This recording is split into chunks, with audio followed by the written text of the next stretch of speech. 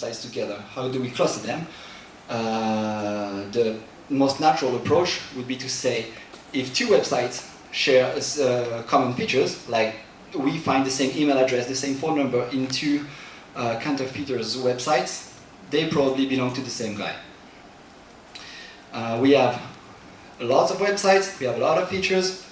It looks like a machine learning problem. So naturally, we first tried some machine learning algorithms for clustering. We tried k-means, we tried hierarchical clustering, but we quickly faced tough problems. The first one was, how do you define a distance? How do you define a distance between two phone numbers, between two Google Analytics IDs? That's very tough. And secondly, we did not know in advance how many clusters we were expecting, and that's a big problem for k-means. So we looked for another representation of our data that would be more human-friendly and more machine-friendly, because we need to run algorithms on this data. This is how we came up with graphs. Graphs are a great way to represent our data, because you do not need to vectorize it, so it's an easier job.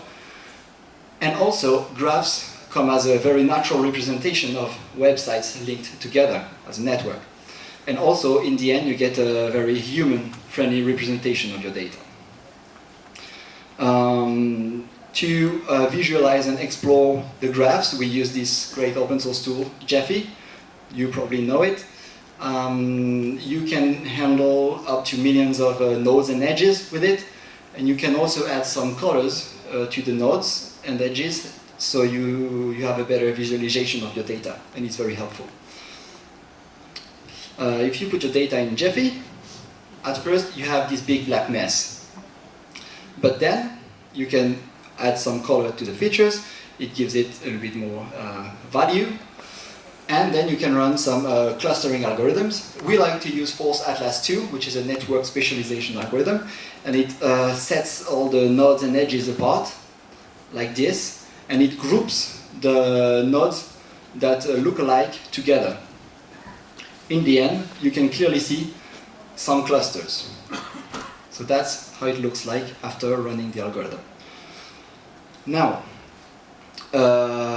we have the clustering algorithm, we have all the features, all the domains.